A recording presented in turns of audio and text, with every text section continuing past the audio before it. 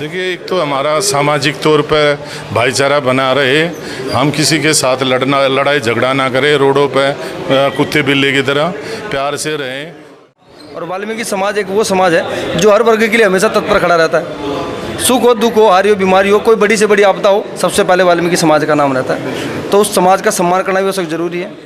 ऐसा है, ये जिसकी अपनी अपनी एक सोच है। बिल्कुल भारत सरकार ने या सुप्रीम कोर्ट ने जो भी डिसीजन लिया है वो उन्होंने अपने हिसाब से लिया है, उसमें समाज का कोई भी वो नहीं है।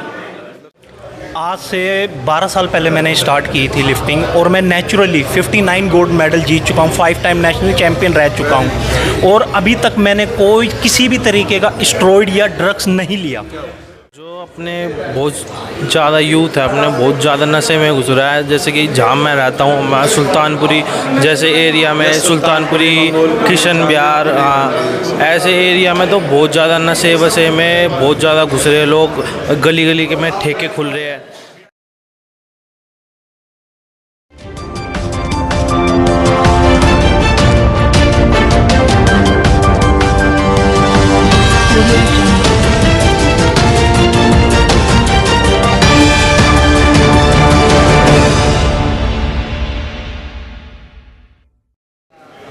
नमस्कार, मैं हूं रूप सिंह गुसाई और आप देख रहे हैं ANC इंडिया। और इस वक्त मौजूद हूं अपने कैमरामैन व्यास कुशवाहा के साथ तिलकनगर के वाल्मीकि मंदिर में। यहां पर आप सामने देख सकते हैं वाल्मीकि समाज के दिग्गज लोग यहां पर बैठे हैं, जो कि वाल्मीकि समाज को एक करने के लिए, उनके परिवारों को एक करने के लिए यहां पर एक विशेष मीटिंग कर रहे हैं, जिसमें मुख्य अतिथि के रूप में वाल्मीकि समाज के दिग्गज और जो कि डिप्टी जेलर हैं मिस्टर भारत भूषण।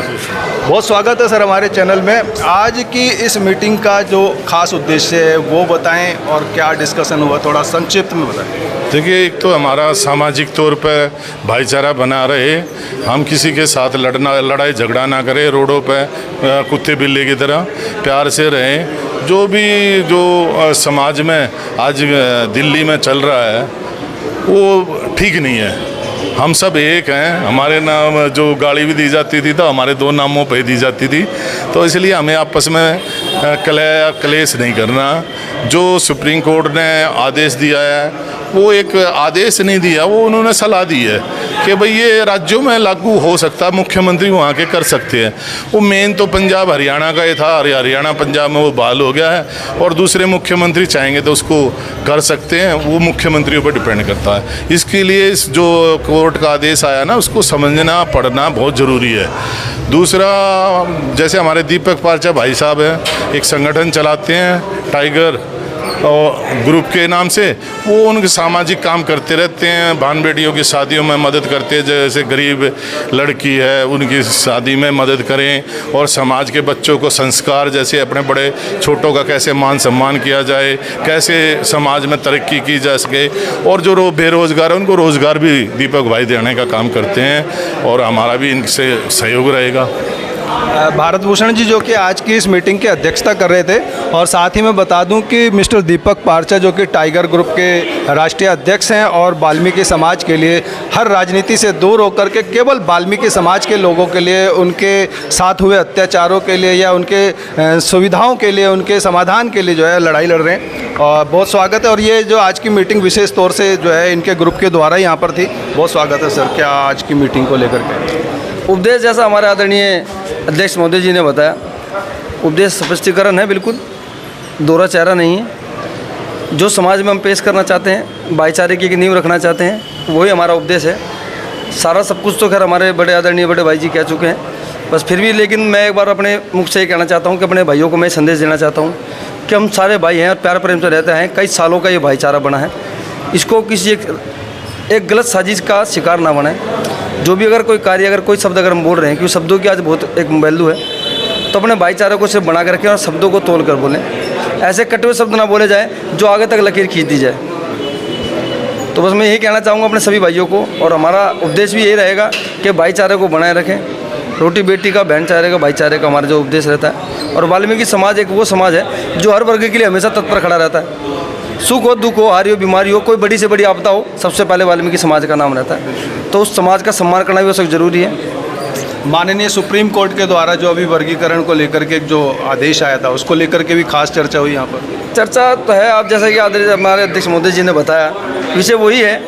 ये सिर्फ एक, मुझे तो ऐसा लगता है कि सिर्फ राजनीति के समय पे जिसमें हरियाणा पंजाब को जो लागू कर देगा, लेकिन उसको जोड़कर यहाँ पे दिल्ली में जो इस चीज़ को आगे कहीं ना कहीं एक समूह को तोड़ने का ऐसा सोच रही है कि भाई ये एक बहुत बड़ा समुदाय है दलितों का, और दलित समुदाय को कहीं ना कहीं ठेस पहुँचाने का जो काम किया है, और जो कहीं ना कहीं उसमें कुछ हमारे भाई जो हैं वो कहीं ना कहीं भटक भी गए हैं। मैं अपने उन भाइयों को भी ये कहूँगा, मेरे भाइयों, कल तक आप ही उस सभी भाईचारे की बात करते थे, हम दलित समूह की बात करते थे।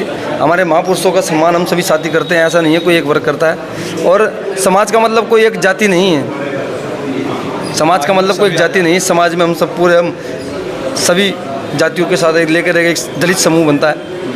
तो समाज का मतलब समझें और अपने भाईचारे को समझें, और बेवजह के धरने प्रदर्शनों में अपना सहयोग देके अपने आप को छोटा ना करें। धन्यवाद। हमारे साथ एक गुरु जी हैं, बहुत स्वागत है आपका, प्रणाम।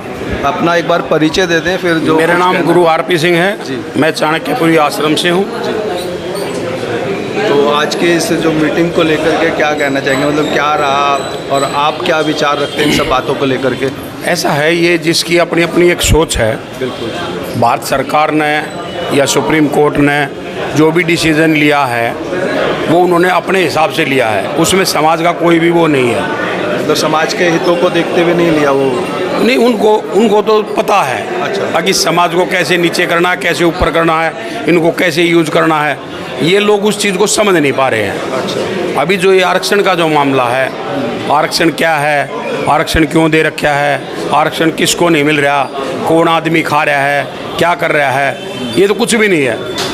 जो भारत सरकार में जो मेन मुख्य धारा से जो जुड़ना चाहिए, ये लोग 60% लोग हैं जिनको ये दलित कह रहे हैं। अब भाई दलित हैं, दलित है, दलित है, उनकी संख्या ज़्यादा, लेकिन उनको कह तो दलित रहे हैं, लेकिन दे कुछ नहीं रहे। हाँ, तो आरक्षण का मामला है जो ये इस तरह का है, ये लोग समझ नहीं पा रहे इस चीज़ को। जब जिसके जो दिमाग आता है वो वही काम करते हैं। हम साधु लोग हैं, हमारे वाल्मीकि मंदिर में ये मीटिंग थी, इसलिए हमारे को रहना पड़ा। बिल्कुल, कोई ऐसी चीज़ ना हो जाए जिससे मंदिर के ऊपर कोई बात, मंदिर पे, हाँ, समाज के ऊपर कोई आँच आए। जितने भी वक्ता बोले हैं, आरक्षण के ऊपर बोले चाहे उसके ऊपर बोले, क्योंकि ये चीज़ें हैं ना, अब जब प्रेस रिपोर्टर जो होता है, अब धर्म के ऊपर बात आई, अभी सनातन के ऊपर बहुत पंगा चला था, उसमें जो बड़े बड़े मठाधीश थे सनातन के ऊपर, सबसे पहले जब उस चीज़ के बारे में नॉलेज ही नहीं है तो वो क्या बताएंगे। नॉलेज तो बहुत ज़रूरी है हर चीज़ में। यहाँ पर कुछ नॉलेज है नहीं, लोग बाग घुस जाते हैं, कोई नेता बन गया, कोई बाबा बन गया, कोई समाज सेवी बन गया।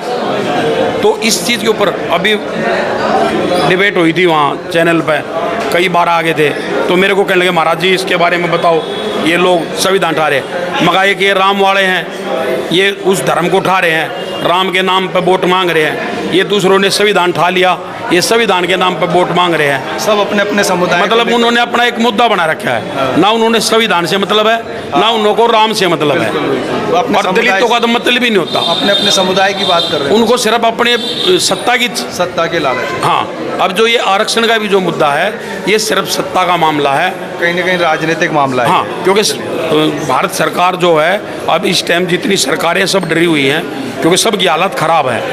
दलित इस टाइम जाग चुका है, हार समझ चुका है, अब ये मिसयूज नहीं होंगे। चलिए, बहुत धन्यवाद। आज की इस मीटिंग में हमारे दो युवा साथी भी हैं जो कि खिलाड़ी हैं, भाई हैं, क्या शुभ नाम है? गौतम सिंह नाम। गौतम सिंह हैं जिन्होंने पावर लिफ्टिंग चैंपियनशिप में गोल्ड मेडल जीता है, और भाई ने अनुराग नाम है मेरा, इंटरनेशनल गोल्ड मेडलिस्ट हूँ मैं।